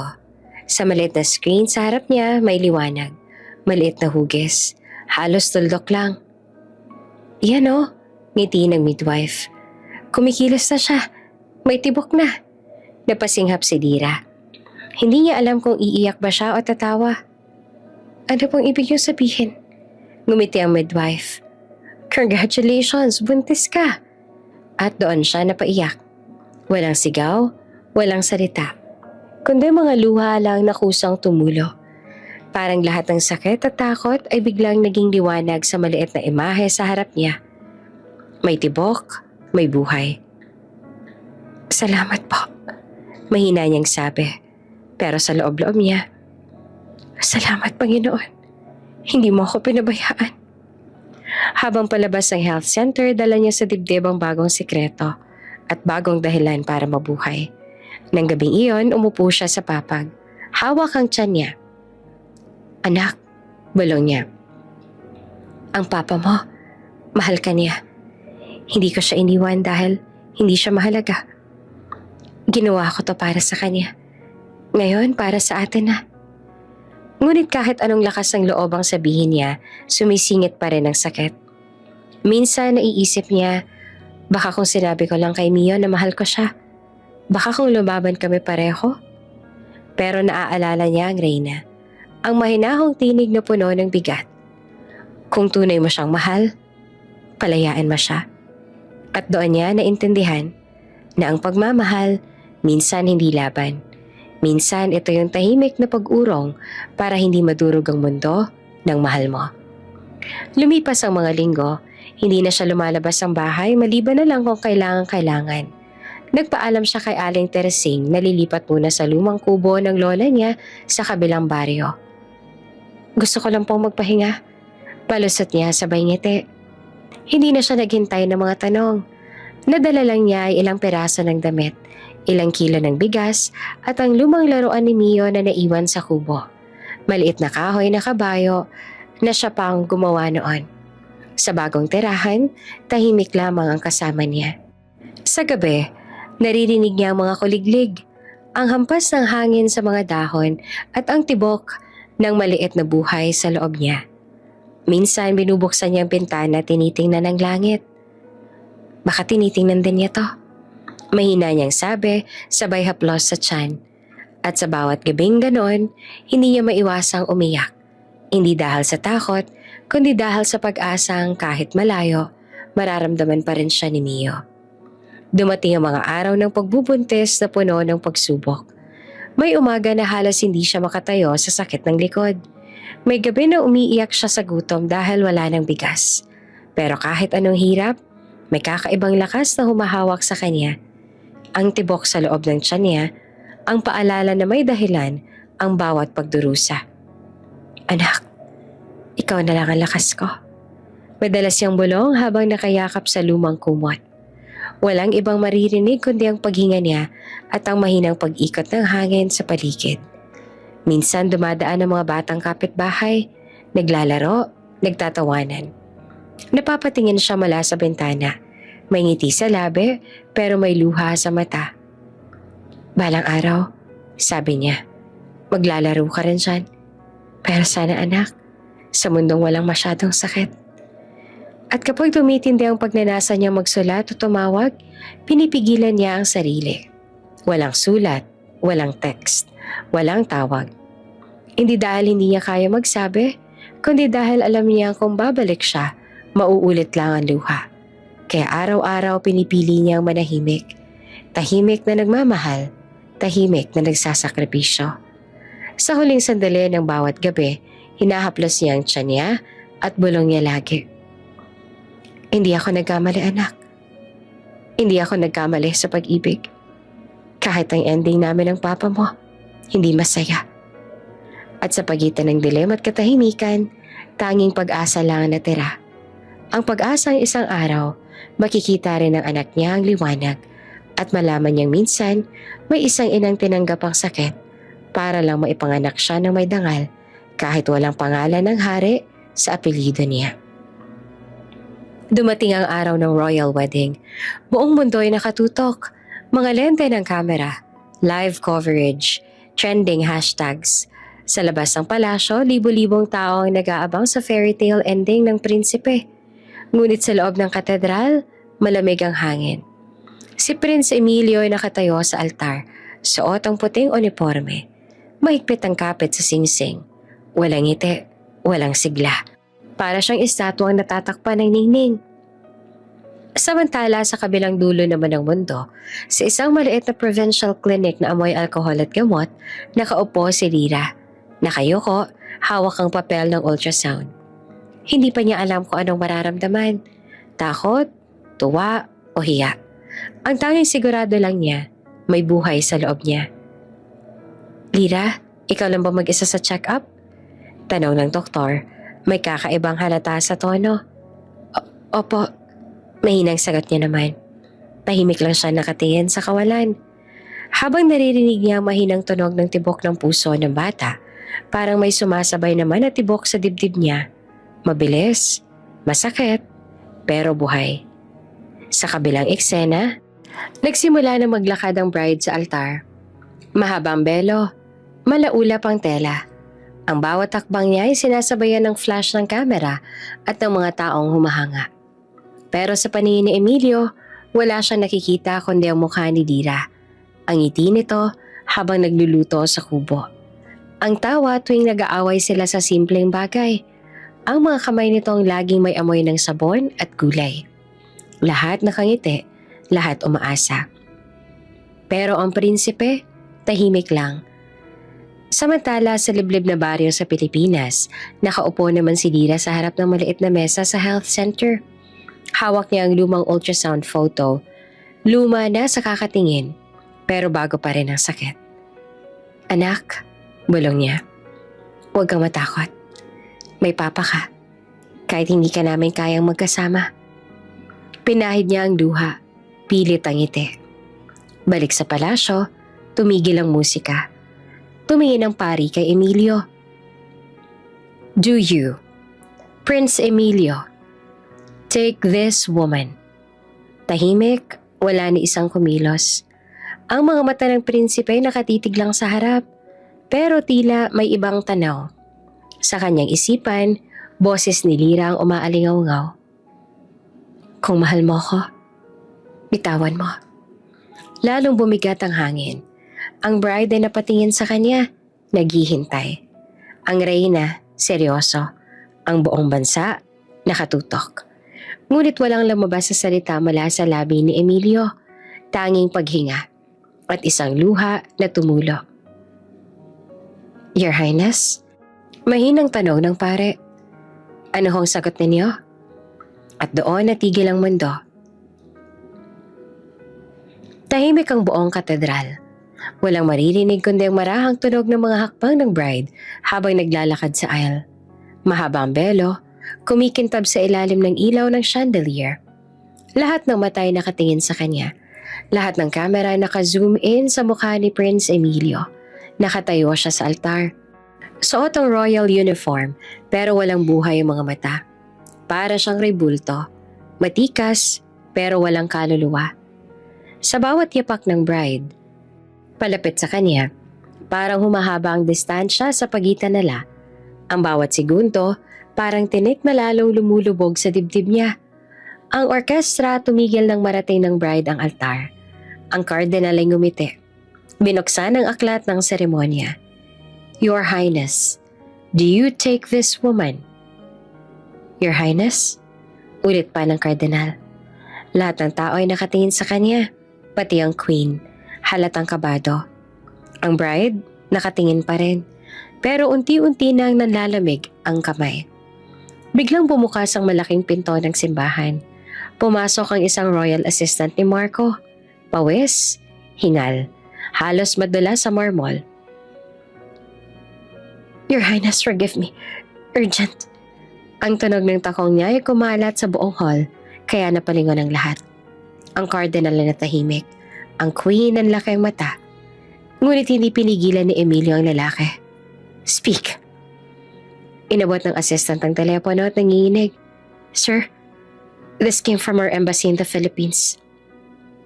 Pinindot niya ang screen. Lumabas ang larawan ni Lira na nakaupo sa klinik. May hawak na ultrasound result. Kita ang maliit na umbok ng tiyan. May caption sa ilalim. The woman linked to Prince Emilio reportedly 6 months pregnant. Napasingap ang buong katedral. Ang bride ay napatigil. Ang kardinal napahawak sa dibdib. Ang mga kamera sabay-sabay na nag-click. Si Emilio hindi agad nakapagsalita. Tinitigan lang niya ang larawan.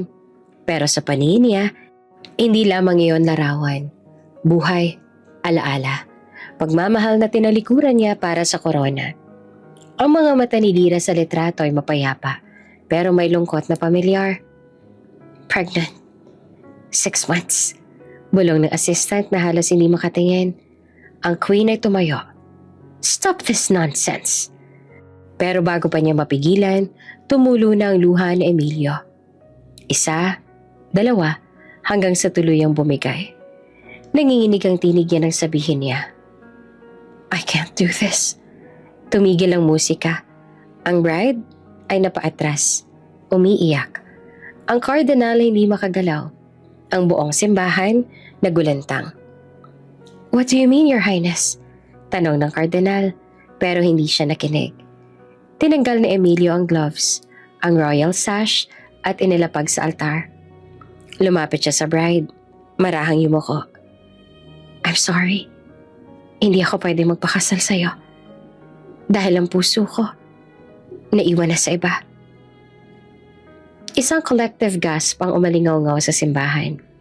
Ang queen napahawak sa ulo. Ang bride natigilan at nakatitig sa kanya, nanginginig sa galit. You're humiliating me, sigaw nito. Pero hindi na lumingon si Emilio. Lumakad siya pababa ng aisle. Ang mga guards ay nag-aalangan kung haharangin ba siya. Ang mga cameramen nag-uunahan ng pagkuha. Flash. Prince Emilio walks out of his own wedding.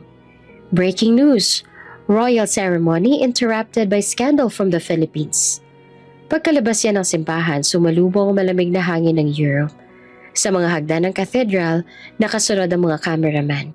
Sigawan ng mga tao, puting petals na naggalat sa sahig. Pero si Emilio, diretsa lang ang lakad. Your Highness, the palace is asking for confirmation. Sigaw ng aide. Prepare the royal jet. Sagot niya na mababa ang boses pero matigas. Where are we going, sir? Hindi siya sumagot. Tumingin siya sa langit, parang sinusundan ng isang pangakong iniwan niya noon. Just get me out of here. Si Emilio nasa loob ng jet, nakatingin sa bintana, nakatikom ang kamao. Basang-basa ng luha ang mata. Sa tabi niya ay ang phone na may litrato ni Lyra at ng ultrasound. Tahimik siyang bulong. Hold on, Lyra. I'm coming home.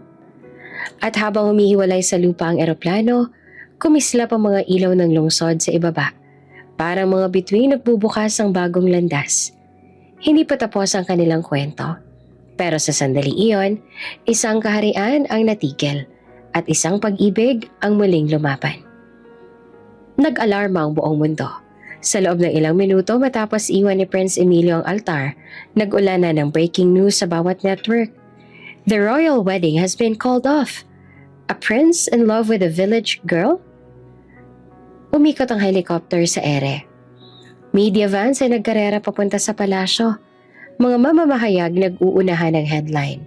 Sa royal courtyard, nagkakagulo ang mga gwardya.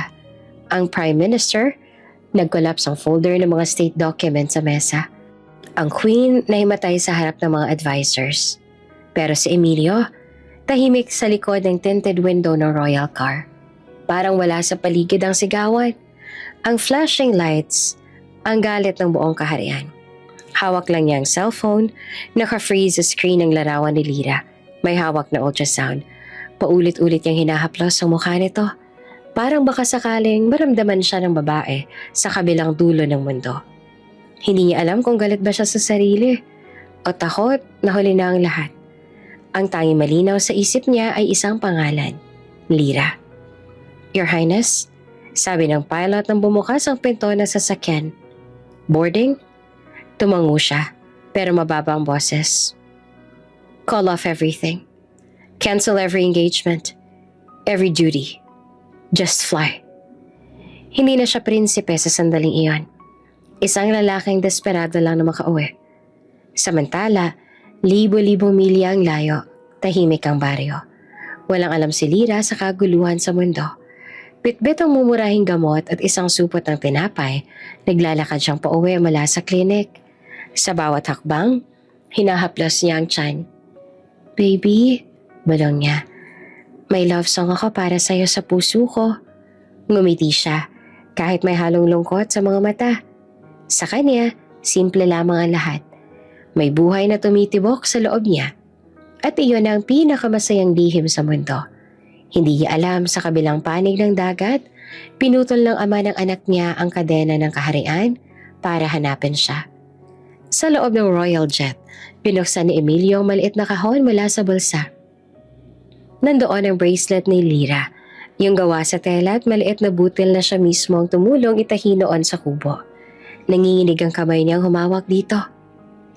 Hindi na ako prinsipe ngayon, mahina niyang sabi.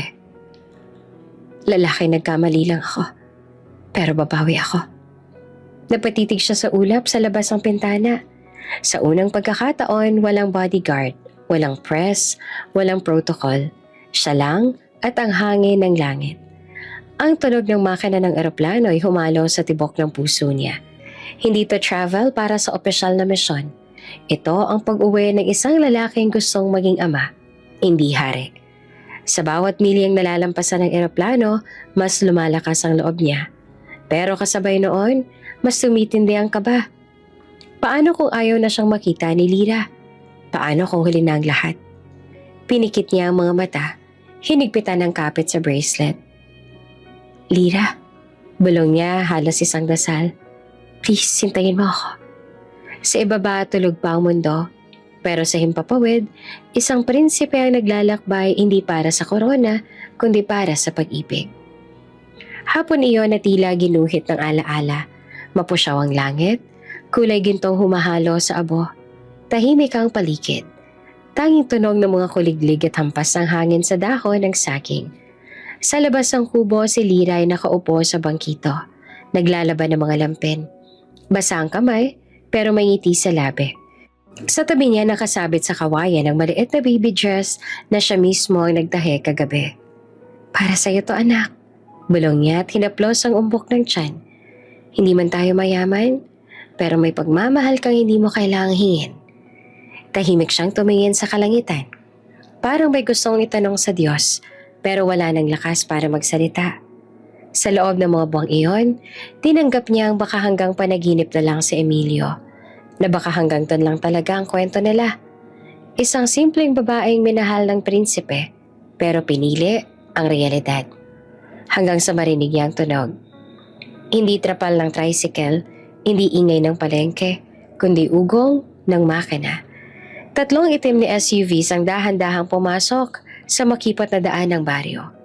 Nagtakbuhan ng mga bata. Nagtaka ang mga kapitbahay. Uy, mga taga Maynila yata yan ah. Bulungan ng mga tao. Si Lyra ay napatigil. Ang sabon na nasa kamay nahulog sa palanggana. Parang tumigil ang hangin sa paligid. Bumukas ang pinto ng unang SUV at mula doon, bumaba ang lalaking matagal niya ng pilit kinakalimutan. Emilio, hindi sa royal uniform, hindi sa ginto. Nakasimpleng polo, may bahid ng pagod at alikabok ng biyahe. Pero ang mga mata, pareho pa rin. Mga matang tinitigan siya noong gabing unang nagmahal siya. Lyra, tawag niya na paos at nanginginig. Dali-daling lumapit kahit ang daan ay puro putik. Hindi niya ininda ang dumi o sulyap ng mga tao. Lyra, please. Hindi nakagalaw si Lyra.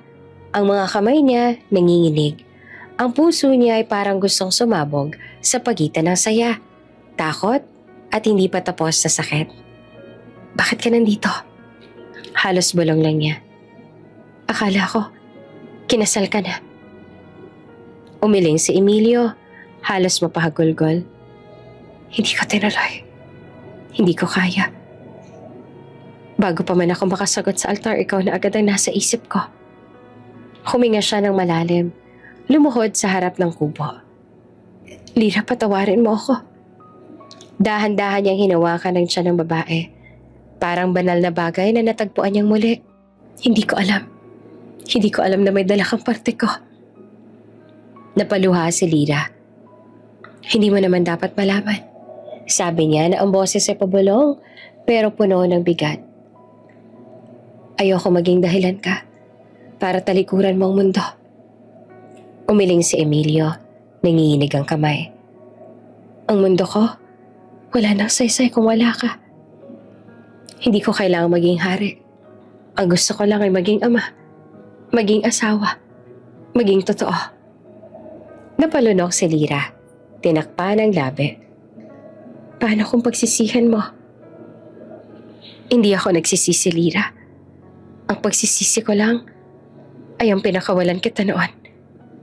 Tahimik silang nagkatitigan. Walang musika, walang ulan.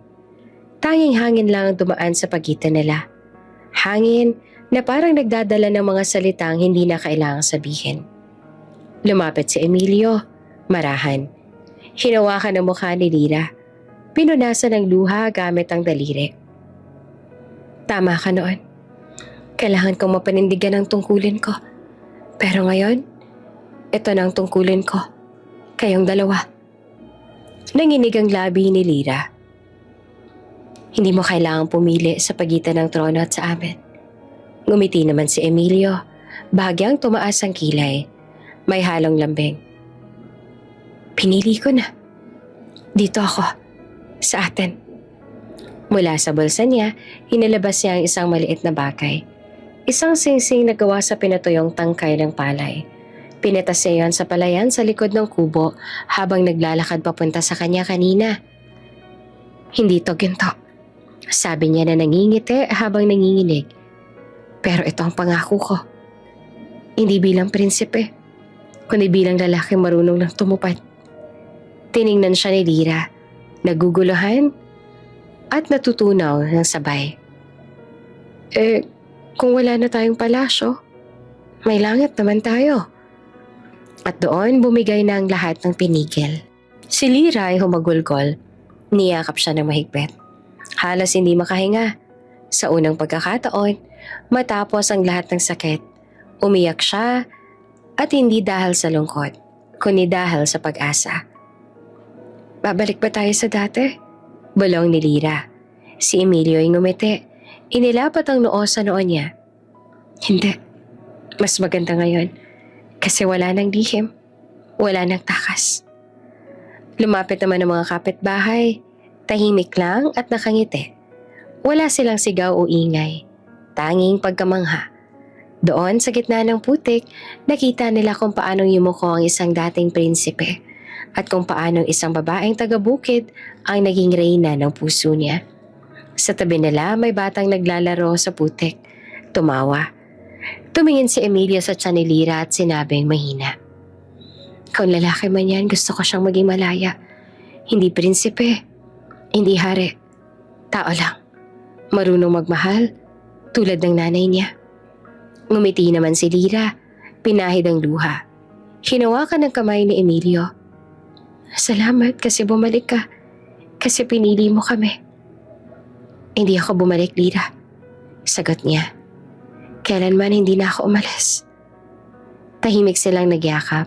Habang sa malayo, ang araw ay dahan-dahang lumulubog sa mga bundok. Ang langit hindi na abo. Naging ginto, kulay pag-asa. At sa gitna ng palayan, kung saan dati puro luha at lungkot, tumubo ang bagong simula. Walang musika, walang ingrandeng kasal, walang korona. Pero sa sandaling iyon, sapat na ang dalawang taong nagmahal at piniling isa't isa sa dulo ng lahat. Sa harap ng kubo, habang yakap ni Emilio si Lyra, bulong niya sa tiyan nito. Anak, andito na si Papa. Ngumiti naman si Lyra, tumingin sa langit at mahina niyang sinabi. Salamat, Panginoon. Kasi minsan, binabalik mo pa rin sa atin ang mga taong para talaga sa atin. At habang bumubuo ng pangarap sa gitna ng bukid, tumigil ang mundo. Hindi dahil sa luha, kundi sa wakas, dahil sa pag-ibig na natutong manatili. Bago ka pa lang sa channel neto, ibang kwento ni Ate Jane, istorya mo, ikwento ko. Huwag kalimutang pindutin ang notification bell at subscribe button.